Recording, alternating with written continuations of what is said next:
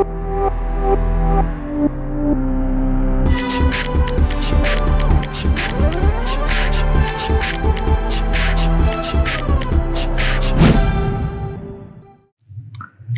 दोस्तों, तो after acid base titration we move on to the redox titration. देखो मुद्दे की बात सुनो, यहां पर कोई फर्क नहीं पड़ता है एसिड बेस टाइट्रेशन और रेडॉक्स टाइट्रेशन का। जो हमारा फंडामेंटल प्रिंसिपल है वो डेफिनेटली सेम ही रहने वाला है।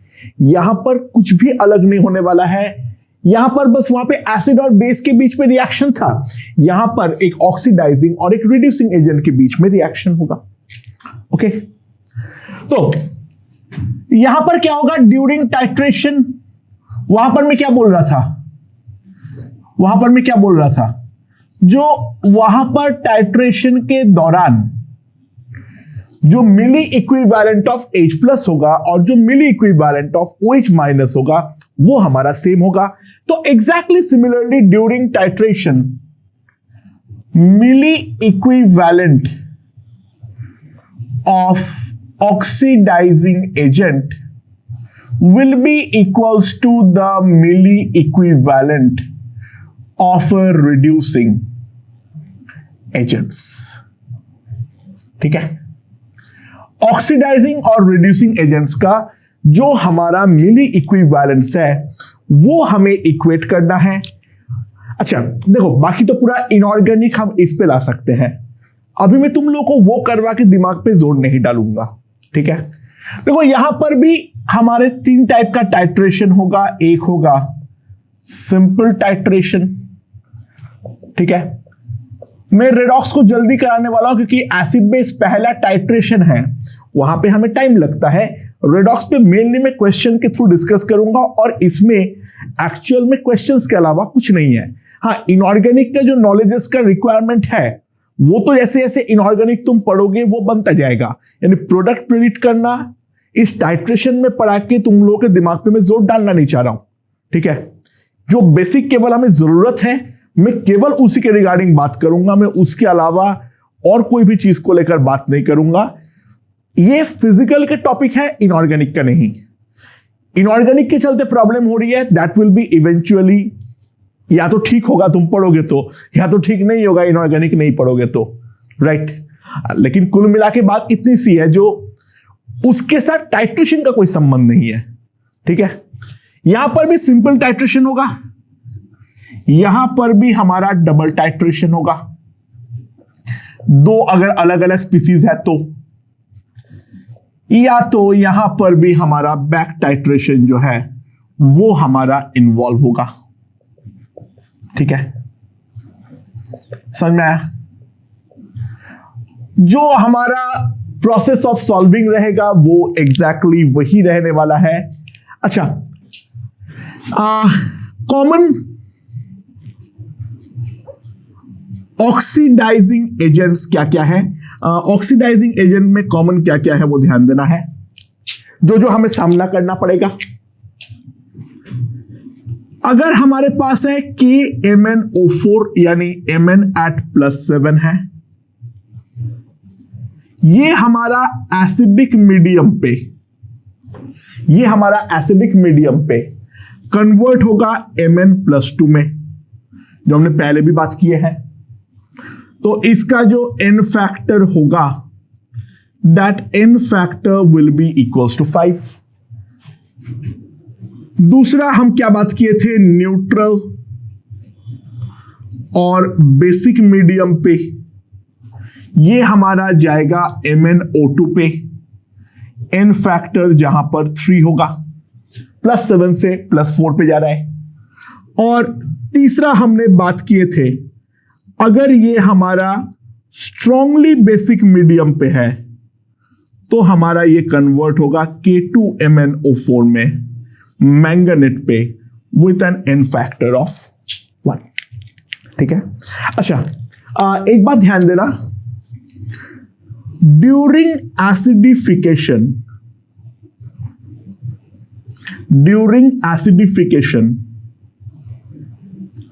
we use H2SO4 only, HCl or HNO3 cannot be used. क्यों नहीं यूज कर सकता हूं? ध्यान देना, रीजन जो मेन है, HNO3 itself is a strong oxidizing agent. HNO3 खुद जो है वो एक स्ट्रॉन्ग ऑक्सीडाइजिंग एजेंट है। ठीक है, समझ में आया? और दूसरा, Cl minus will get oxidized by KMnO4. ठीक है, ओके। KMnO4 क्या क्या कर सकता है?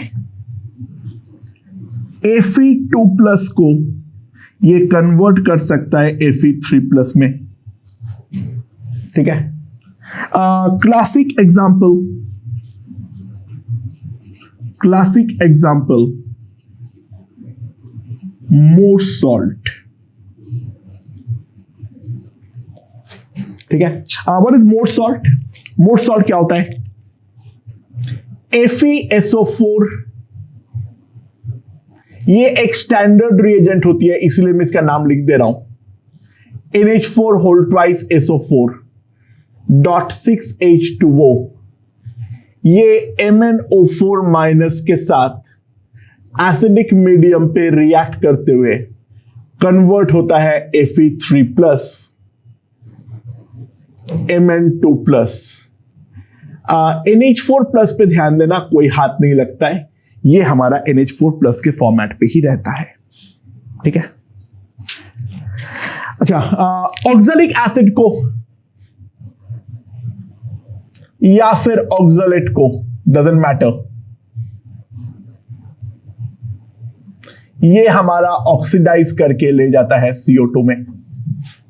ठीक है, या फिर SN+2 को ऑक्सीडाइज करके ले जाता है SN+4 में। So on and so forth, infinitely many reactions are possible. ठीक है, okay.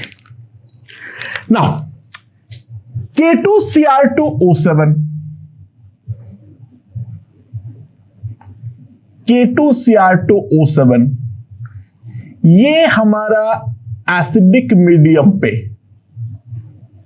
Cr+3 में कन्वर्ट होता है। ठीक है, अच्छा, बेसिक मीडियम पे, इन बेसिक मीडियम हमारा डाइक्रोमेट रहता नहीं है। ठीक है, बेसिक मीडियम पे Cr2O7 2- in basic medium gets converted to chromate CrO4 2-। हाँ, दोनों में ही क्रोमियम हमारा +6 पे है, चाहे इस वाले पे है चाहे इस वाले पे है, और ये भी हमारा रिड्यूसिंग एजेंट के प्रेजेंस में क्रोमियम +3 पे ही कन्वर्ट होता है। ठीक है, क्रोमियम का तो हमेशा फिक्स है, वो तो हमेशा ही हमारा किस में कन्वर्ट होता है? क्रोमियम +3 में। KMnO4 के बारे में हमने बातचीत कर चुके हैं। ठीक है, एक चीज ध्यान रखना, active metals are strong reducing agents। ठीक है, एक्टिव मेटल जो है उनको आसानी से दूसरा कोई भी चीज ऑक्सीडाइज कर सकता है, आसानी से कोई भी चीज दूसरा कोई भी डाल दो उसको वो ऑक्सीडाइज कर देगा। ठीक है, अच्छा, इसके बारे में और क्या क्या जानना है? Cerium +4 is a strong oxidising agent. It is weaker than KMnO4 but stronger than K2Cr2O7। ठीक है, Selenium+4 is a strong oxidizing agent. Itself gets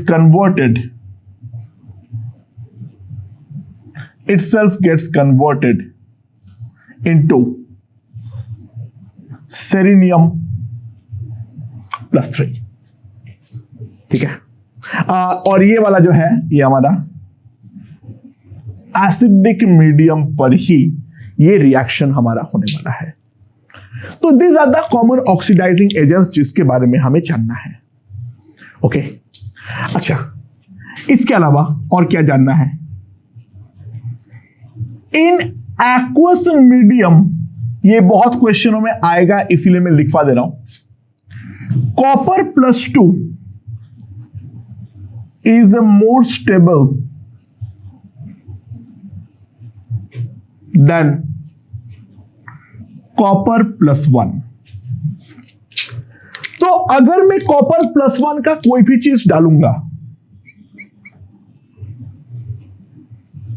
तो ये सिलेक्टिवली डिस्प्रोपोर्शनेट करेगा as Copper+2 and copper. The main exception जो हमारा काम में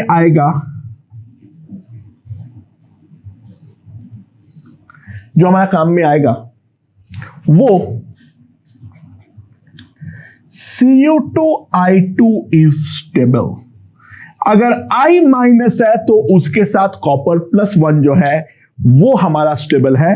तुम अगर गलती से क्यूप्रिक आयोडाइड डालते हो CuI2, ये तुरंत डिस्प्रोपोर्शनेट करेगा, इंट्रारेडॉक्स करेगा बेसिकली, और यहां पर ये कन्वर्ट हो जाएगा Cu2+I2 में। ठीक है, ओके ओके। रेडॉक्स में दो इंपॉर्टेंट चीजें होती है। एक होता है iodometry,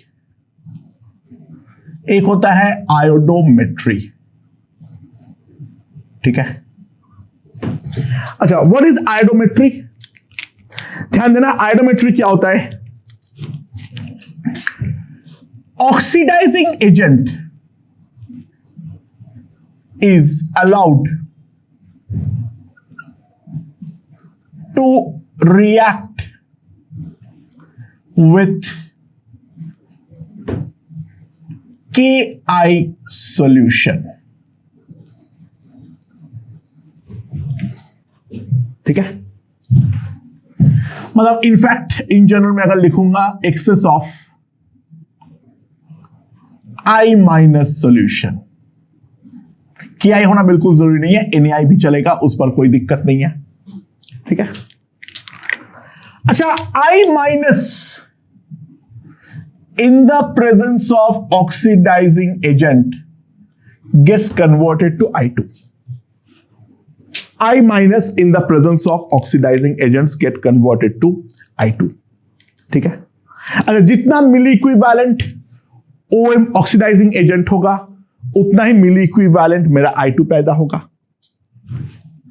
this I2 is estimated via hypo. This I2 is estimated via hypo. What is hypo? Hypo is sodium thiosulfate. I2 plus 2 times Na2S2O3 gives us Na2 S4O6 plus 2 times NaI. This is called hypo or the sodium thiosulfate. ठीक है, समझ में आया? Starch is used as an indicator.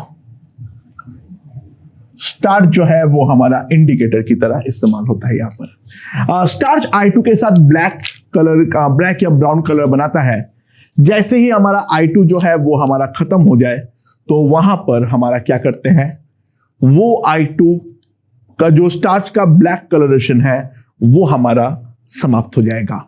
ठीक है, starch paper अगर तुम starch रखोगे तो इनिशियली जब I2 रहेगा तो हमें ब्राउन या ब्लैक कलरेशन मिलेगा।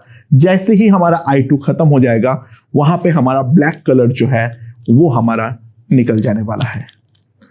और दूसरा जो होता है वो होता है आयोडीमेट्री। वो होता है आयोडीमेट्री। अच्छा, इस पे क्या करते हैं, इस पे हम करते हैं जो standard I2 solution, standard I2 solution. ठीक है, और उसको हम लोग रिएक्ट करवाते हैं, रिएक्टेड विथ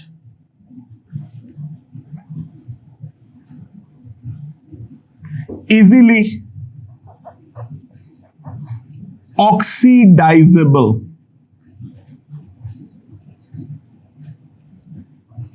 रिएजेंट्स। जिन रिएजेंट्स को हम इस आसानी से ऑक्सीडाइज कर सकते हैं उनके साथ हम रिएक्ट करवाते हैं। तो ऑब्वियस सी बात है ये अपने आप में एक आयोडीमेट्री है। देखो, आयोडोमेट्री और आयोडीमेट्री में कोई डिफरेंस नहीं है। यहां पर I2 को मैं स्टैंडर्ड मान रहा हूं और यहां पर जो ऑक्सीडाइजिंग एजेंट है उसके साथ हाइपो को मैं स्टैंडर्डाइज करूंगा। हाइपो मेरा नोन क्वांटिटी का होगा और I2 जो है वो मेरा अननोन होगा। यहां पर I2 जो है वो हमारा क्या होने वाला है, स्टैंडर्ड होने वाला है। बाकी मैं उसको हाइपो के साथ भी रिएक्ट करवा सकता हूं, doesn't matter, it can be anything. यानी ये रिएक्शन भी ये स्टैंडर्ड है। H2O3 2 माइनस हमें दे रहा है 2I minus plus S4O6 2 minus. ठीक है, ये हमारे पास आ जाएगा। हाँ, इस पे 2 लिख दो, राइट, इस पे 2 लिख दो, बैलेंस हो जाएगा। या फिर मान लो H2S प्लस I2 हो हमारे पास, H2S प्लस I2 हो तो क्या किसमें कन्वर्ट होगा, S plus 2H plus 2I minus पे कन्वर्ट होगा। या फिर मान लो हमारे पास हाइड्रोजन हो N2H4, N2H4 के साथ I2 को रिएक्ट करवाते हुए हमारे पास बनेगा N2, यहां पे 2I2 लिख दो, plus 4H plus 4I minus, so on and so fourth चलता रहेगा, इसका कोई अंत ही नहीं है। ये है दो चीज, एक है आयोडोमेट्री, एक है आयोडीमेट्री। मेन डिफरेंस कुल मिला के एक ही है, स्टैंडर्ड कौन है। ठीक है, उस वाले पे हाइपो सॉल्यूशन हमारा स्टैंडर्ड होता है, यहां पर I2 सॉल्यूशन जो है वो हमारा स्टैंडर्ड होता है। बाकी फंडामेंटल में नाम के अलावा और कोई डिफरेंस नहीं है। चीजों को हम बहुत रिलैक्स तरीके से लेंगे ना रेडॉक्स टाइट्रेशन में, तो अगर सुनोगे मार्केट में तो रेडॉक्स टाइट्रेशन को लेकर एक हवा है। ठीक है, ऐसे कोई हवे का रीजन नहीं है, मैं अपना पर्सनल एक्सपीरियंस बता रहा हूं। मेरे से आज तक कोई टाइट्रेशन का क्वेश्चन तो अटका नहीं है। ठीक है, हाँ, अनलेस एंड अनटिल क्वेश्चन गलत हो, एक आध दो जगह पे क्वेश्चन पे डेटा गलत हो जाती है, फिर ठीक है, वो तो फिर अटकेगा ही अटकेगा। अदरवाइज चाहे एसिड बेस्ड टाइट्रेशन हो चाहे रेडॉक्स टाइट्रेशन हो, कहीं पर भी कुछ भी अटका नहीं है। ठीक है, सो उसको लेकर ज्यादा दिमाग मत लगाओ। ओके, तो ये हो गया आयोडोमेट्री, ये हो गया आयोडोमेट्री। एंड एक लास्ट चीज, H2O2 कैन एक्ट, ये ध्यान रखना हमेशा, as a both oxidising agent and reducing agent. तो अगर मैं H2O2 में कोई भी एक रिड्यूसिंग एजेंट डाल देता हूं तो ये सिलेक्टिवली कन्वर्ट होता है वाटर में, क्योंकि यहां पर O जो है -1 से -2 पर जाएगा। एंड H2O2 पे अगर मैं ऑक्सीडाइजिंग एजेंट डालूंगा तो इन दैट केस वो हमारा O2 में कन्वर्ट होगा, क्योंकि यहां पर हमारा O जो है वो -1 से 0 पे कन्वर्ट हो जाएगा। ओके, तो दोस्तों theory wise redox titration is done. We move on to the first basic questions and then we will do the more advanced questions just like we have done in acid-base titration. Okay.